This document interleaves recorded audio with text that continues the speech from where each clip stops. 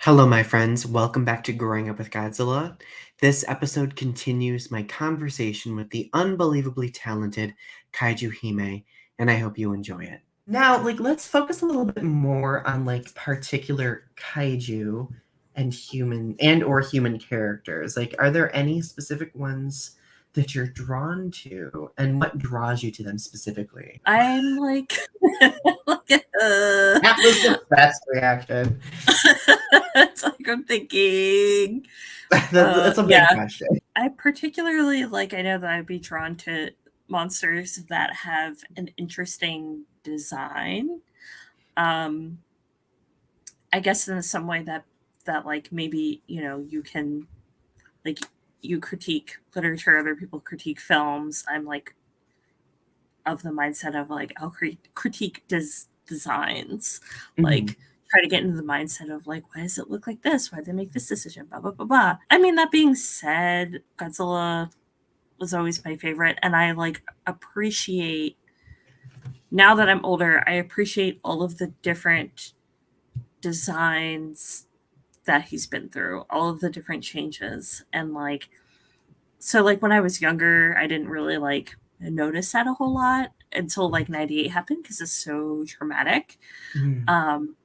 But nowadays, with Singular Point and Shin Godzilla and Planet of the Monsters and everything like that, where he's just very different, I'm interested to see where they take the character, where he's going to go next. And I also like that Godzilla has all of these different designs and all these different personalities. Yeah, I'm they're all grown on me. They're each different in the but they fit in the context of where they're born, in that series or in that movie, and I can appreciate them as their own character or the character at large. I really like that you mentioned the newer age of Godzilla, Shin Godzilla, Singular Point, and the anime trilogy, because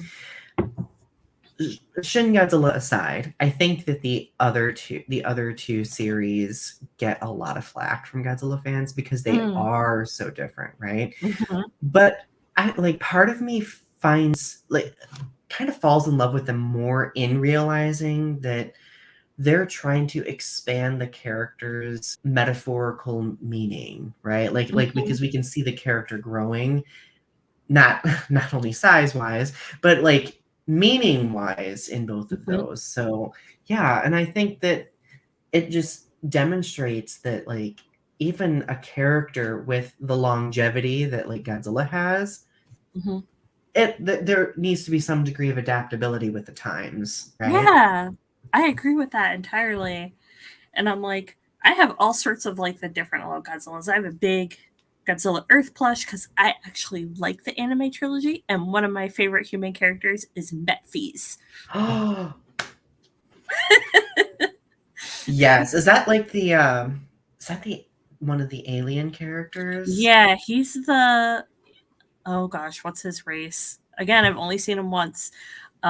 But he's the one that summons Ghidorah, Space Noodle. I also love Space Noodle Ghidorah.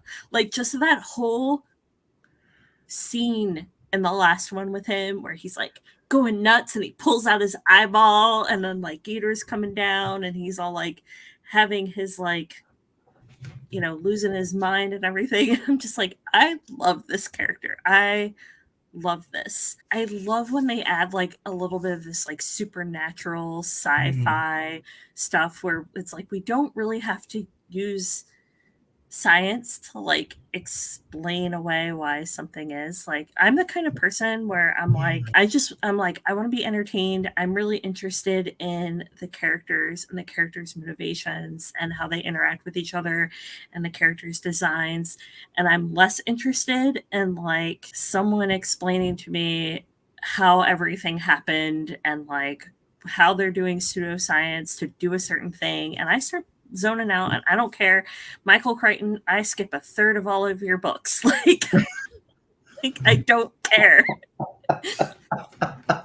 I feel the same way. Like, part of the time, like, I'm just wanting to see the motivations, but another part of it, like for Singular Point, especially, and as a Trekkie, I was nerding out over like the whole like metaphysical science aspect of what they were trying to do with Godzilla. I know it was lost on a lot of people because they were just like, what's Godzilla doing? What is Godzilla? I don't, Yeah. and I get that. I just thought it was an interesting experiment. Yeah, but for Singular Point, all of the science was like ingrained in like everything in the series. And it wasn't like, say, like in other, like one of the earlier movies, like Godzilla and Anguirus, where they're like explaining, oh, well, this here is a Stegosaurus and it came back to life or something because of this. And then this happened and then pseudoscience and here we go. And I'm like, you didn't have to explain that. Right. We didn't need that scene. Just be like, big monster, here we go. My favorite, like we could do like a whole episode on this, but my favorite like overzealous pseudoscience explanation is Space Godzilla. like somehow either Biollante or Mothra took Godzilla cells into space. They fell into a black hole, came out through a white hole, whatever the hell that is. And somehow like it assimilated things and turned into like this crystal. Like I was just like, I remember even as a kid, I was just like, right. Yeah, just go fast forward this part to the part where he shows up and then my Happy Meals toys start smashing each other. Oh my gosh, that's amazing. So I want to know a little bit more about like how Godzilla has shaped you into the person you are today. Like, how would you describe that? You have such deep questions. I love being over analytical. What can I say? How has Godzilla shaped you? Well, I talked a little bit about like my story with Godzilla versus Historia, and I think that I always feel very kind of silly talking about it, right? Because I'm like, here you have this like fictional monster, and like it doesn't make sense that like this thing has affected me in this way, but it does. I can't just, I can't not see that has happened. But in a sense, like kind of seeing myself in this character and also going through my experience, I have a little bit more like freedom to take care of myself in a way that I'm trying to figure out how to say this eloquently. I found that I can stand up for myself more. That I've always been the kind of person that would be like, I'll do whatever anyone else wants me to do. I'm gonna like just be very passive. I'm not gonna like rock the boat. I'm just gonna let everyone step all over me. Now I'm not like that as much anymore. Now I'm like, I'm going to stand up for myself. If there's something that I don't like that someone is doing to me, I'm this big monster now. I'm just gonna smash it. I don't like it. I'm gonna smash it. I'm not gonna roll over and take it anymore, and I'm not gonna be anyone's emotional punching bag anymore. I'm done. Oh, So that really resonates with me. Like really, because I've kind of gravitated to like this otherness that we see Godzilla painted as throughout these different films, right? Like he's like this misunderstood, othered character. And I know I've mentioned this in a prior episode too, but like I kind of feel like Godzilla's been like a mirror for me to accept that otherness and not allow other people to use that against me.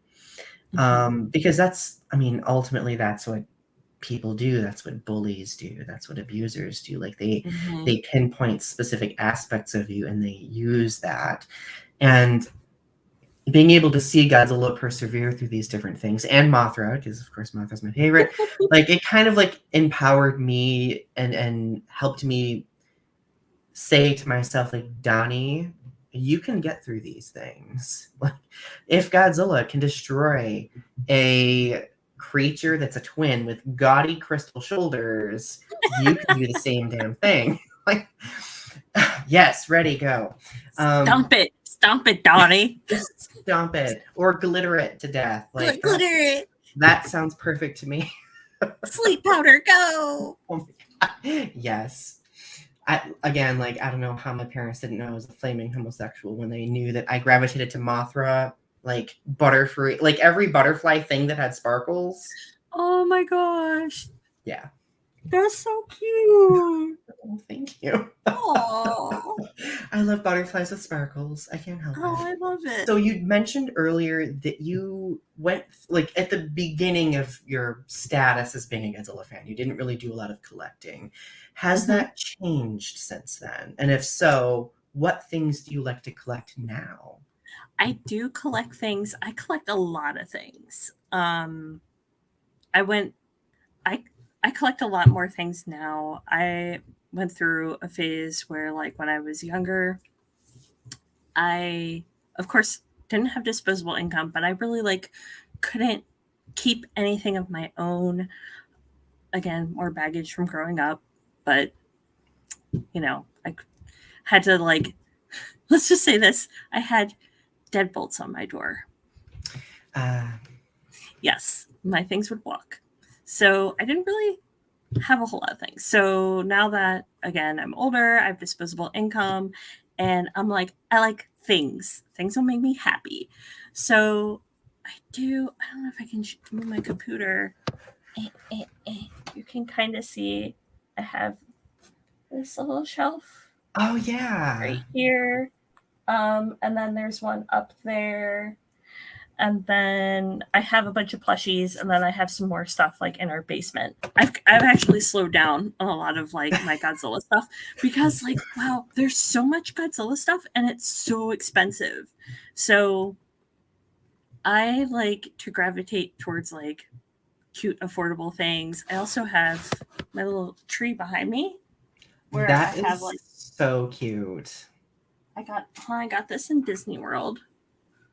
Little Ghidorah. Oh, He's so cute. little chibi Ghidra. I know. I was like, he's so cute. I need him. But yeah, so that's the sort of things that I like to collect. Like little, I like acrylic standees or keychains, plushies. But now I have so many plushies, so I can't do that. And affordable Yeah. figures. And actually, a lot of the figures that we have, they're like gifts. I think I've bought like the ones on our shelf. I think I've bought like 4 or 5 of them, and most of the other ones were like gifts from people, or some of them are actually like Godzillas that my husband had when he was a child. Oh. Yeah. That's amazing. I'm glad I'm not the only one who collects plushes, because I do too. I actually had to stop myself because plushes are like way more expensive usually. And I am terrible. I don't have it here, but it's over on the other side of the room. But my giant Mothra plush is like my favorite thing in the Oh universe. my gosh. But it was like way too expensive. Like, I had to be like, this could be a tank of gas in my vehicle or 2. What am I doing? But this will make me happy. Yes, it makes me so happy, and I have I like the do not regret it. like this big, I think. That is amazing.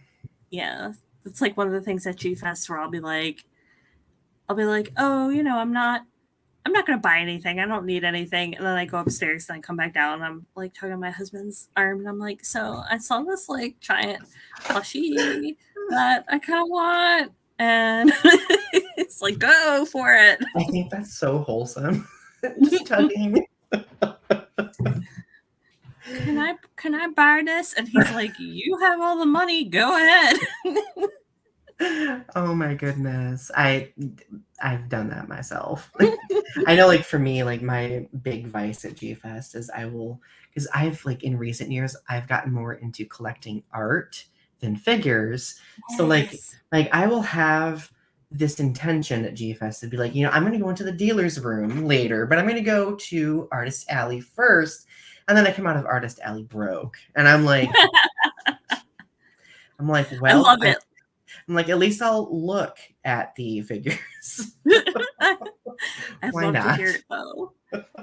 Yeah, I think that was the main thing I really got the first time I went, where I was just like, I just go buy a bunch of art. Well, and like, I don't know, I just really like, I think a lot of it could be that a lot of my friends are artists too. And I'm just like, I want to support everybody. And Aww. because, like, obviously for all of you, it costs money to be there.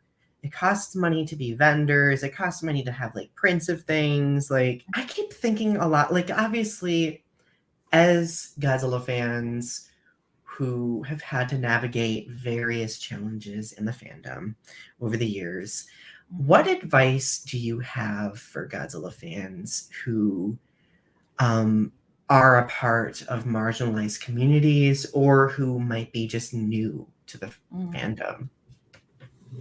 I know that's a big question, but Awesome questions though. So my first advice would be like, if you like Godzilla, you're a fan, and like don't let people try to challenge you as a fan. There's no threshold. Speaking of that, like I feel like, and maybe it's just me because I've like been around, but I feel like I see that a lot less these days, and I see a lot more people who are going to be more welcoming and are going to call out the gatekeepers a lot more. So that's really good. But I just want people to know that, like, if you like a thing that makes you a fan, don't, yeah, like, the thing that you like isn't a personality trait. Like, you don't have to identify as a Godzilla fan to be a fan, if that makes sense. right, yeah.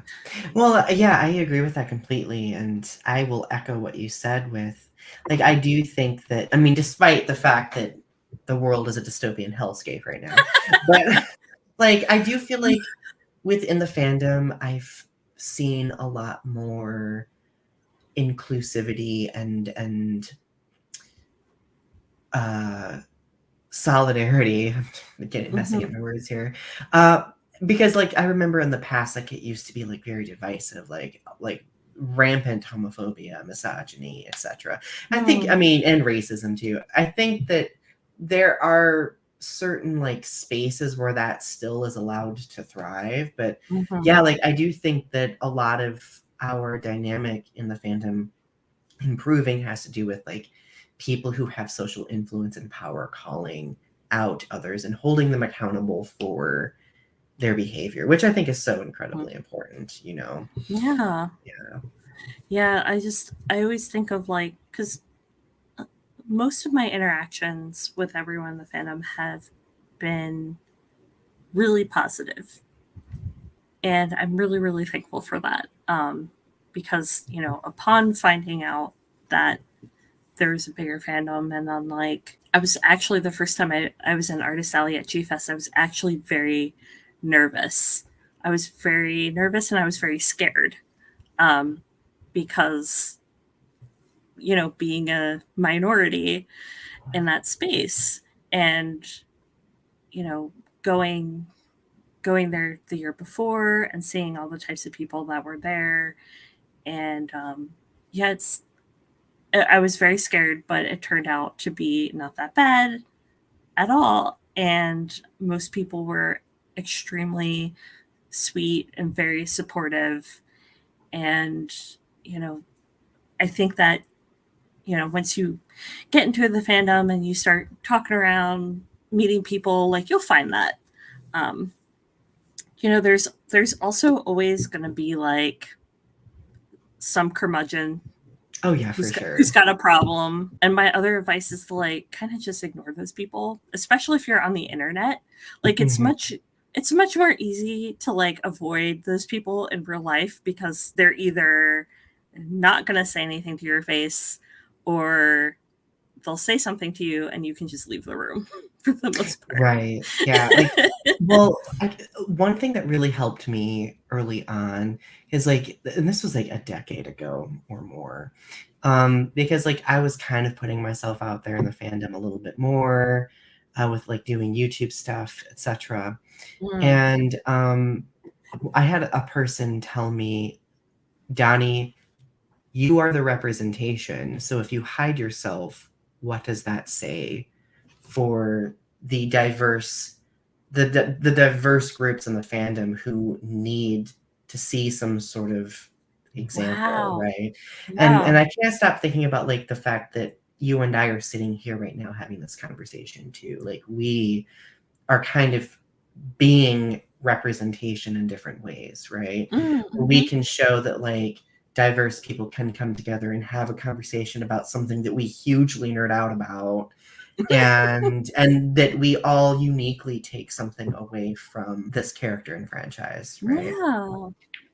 I firmly believe that like, and I feel like I've said this for years, but your interests, they don't define who you are as a person, but it's a way to bring other people together, other people of different backgrounds, different walks of life. Like when you all come together in a fandom and you start talking about like us, like we're talking about Godzilla, right? And then it's like all of your other problems like don't exist.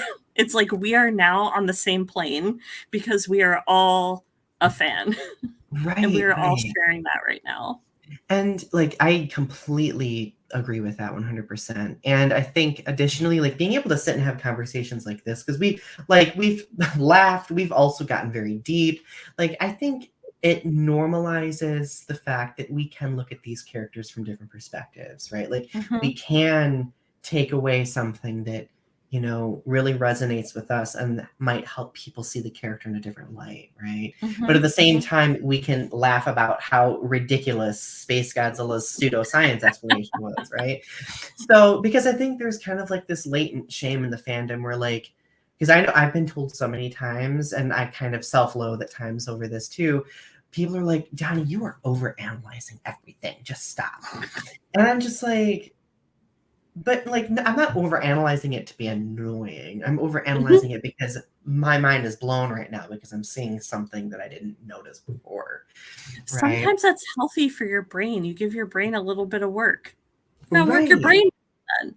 That's all it Yeah. is. Yeah. So I'm just like, like you don't have to agree with my interpretation of this particular thing. Like, As an artist, it's always really interesting to me to see what other people get from whatever you put out there. Right. So I can do a drawing and put it out there, and some person might be like, this is great. I love it because of X, Y, and Z. And another person can be like, I hate it, ABC. It's like, and I bet to this point also because it's just the way like people interact on the internet. But I'm just like, even with the Biolante piece, like I had, I don't know, are they trolls? Are they oh, actual people? I don't know. this Violante piece, everyone. Yes, but I just like I was just sitting here at my computer and I was just like, well, there's an informed opinion. That's interesting. Okay, Right. sure. Well, and see, the thing is, like, as artists, and lumping writing into that category as well. Oh, Like, definitely. yeah, Mm-hmm. like I think what people don't realize is that we as artists with followings and with dynamics that affect us as well, like why shouldn't those social commentaries be part of our art? Right. Right? That's Like I always think how that art has been. yeah, like poetry, like fiction, art, like they have for throughout history been like the first places where people have created commentary about things happening in the world. Mm-hmm. And it's not like it's something new, right? Because we hear like the phrase very often of, well, just keep politics out of this because like ew politics. And I can't help but think like it's EU politics when they don't directly affect you, right? Exactly. That's what I was just thinking. Like, Because but for other people, it's yeah, like that's your daily being. right. Like, for example, like reproductive rights don't impact me because I'm a cisgender male. However, like they can affect any person who has the ability to reproduce, right? Or Mm-hmm. who needs access to different resources associated with such, right? Mm-hmm. So, those of us who do have some arrays of privilege just need to be aware of that, right? So, Right. Yes. I always feel like, and I understand because I was a young, you know, person once who like didn't understand things, or I just didn't want to understand things. And I was like, also, ew, politics. And there's, again, that level of privilege of being like, I can say that because whatever this is, it doesn't affect me. yeah, But for people that's like, this is my livelihood, this is my life, this is directly affecting me, and I'm not going to stop talking about it. It's because you want people to hear and understand and empathize that this is a problem, right. and you don't Yeah. have the luxury to just be like, well, I'm not going to talk about it. And what does it say about us if we simply think, well, it's out of sight, out of mind if it doesn't impact me? Like what does that say? Like, so I think that art serves as that catalyst for us to kind of like create like this window for us to look into through two different experiences Mm-hmm. and perspectives. So, ooh, now I'm really nerding out. Definitely. As an artist, what advice do you have for aspiring artists? Ooh. Yeah, aspiring artist. Well, like, I got a lot of stuff. Well, we got um, time. all right, buckle in. So, first of all, yeah, there's so much to unpack here. I'm going to try to be as concise as I can. Um, but I think first and foremost, based on what we were talking about earlier, find what inspires you, what makes you want to do art, what you really like, regardless, is it fan art? Do you like abstract stuff? Do you like landscapes? Do you like, working in pencil? Do you like working in digital? Whatever it is, whatever inspires you, just do it. Just do it. And if you're, and this ties in also to social media, can be a wonderful tool. It can also be very detrimental. Um, Also, my day job, I'm a user experience engineer and designer. So I do design work, and it's like one part design, one part coding, and one part psychology. So I have a lot of, um, I do a lot of research in trying to understand human behavior and psychology and things like that. And social media, there's a lot of stuff that is kind of, there's a lot of research that's been going into this and how this affects the psyche. And um, when you put something out there on social media and you can be waiting for somebody to interact with it, if you're on Twitter, waiting for a reply, a like, a retweet, whatever level of engagement, because your brain is getting serotonin from that. Mhm. And if you're not getting the serotonin, you don't feel good. So there's this spiral that you can end up in where it's like, if you're lacking engagement, you're not getting the serotonin, you're starting to feel depressed, you feel like people aren't seeing your work, you feel like people aren't liking your work. Take a step back. Take a step back, just, it's okay. You don't have to post your artwork online all the time. Um, you don't need that immediate satisfaction, even though it feels really good. Take the time to work on your own work. Disconnect. Find what inspires you and makes you happy, and just create some stuff. And then later on, if you feel good, put it out there. And I guarantee you that whatever you like to do, there's also people out there that like seeing it. and it takes time, and you'll find those people, and you'll get there.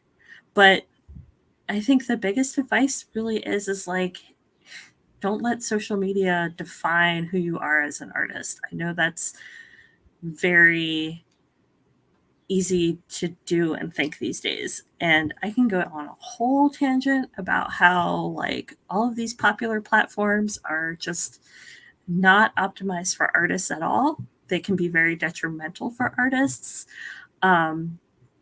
These companies are trying to make money quick. They're looking for influencers, and they're going to promote those people that they think are going to make them money. And especially if you're a younger artist, or maybe you are, maybe just your age doesn't matter. You're just recently started doing artwork or doing it for yourself and putting it out there. Just make sure you take the time to do it for you, and don't feel bad if you're not creating.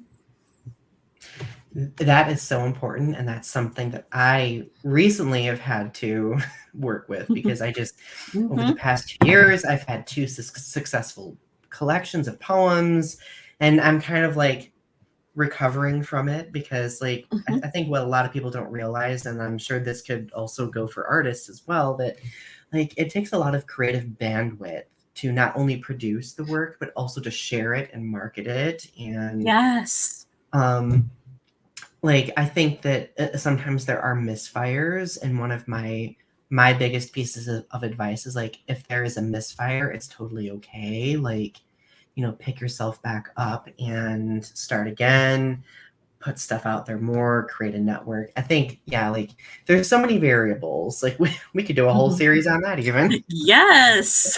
Like Destiny and Donny talking about art. Art and writing 101, how to get through it. Yeah. And I mean, like, I know for me, like, I work a full-time job and I'm trying to do all this other stuff. I'm trying to like work on Apex Comics. I'm trying to do, these other projects. I'm trying to satisfy myself and my own needs. And I feel like incredibly overwhelmed right now.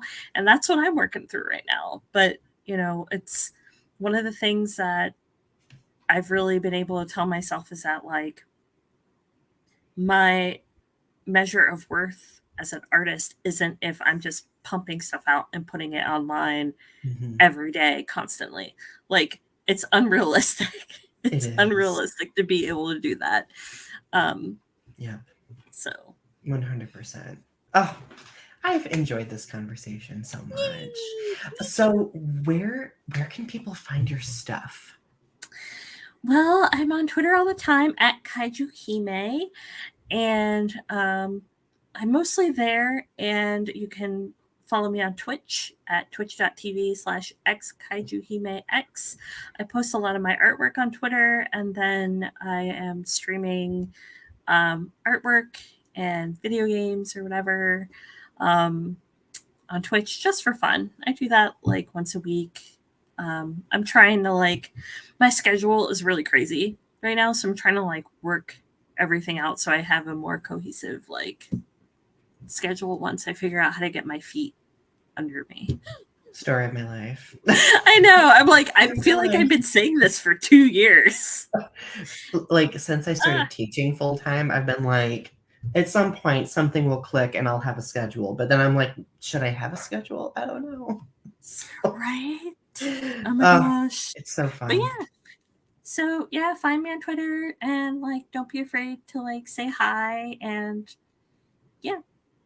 It's cool. Well, thank you so much for joining me today. I really appreciate you taking time out of your schedule to have a conversation. Thanks for having me. Of course, anytime. Go follow Kaiju Hime on the different social media platforms. And don't forget that you can watch Growing Up with Godzilla on the first and third Sunday of each month at 4 p.m. Eastern Standard Time. Have a great rest of your night. Bye. Bye.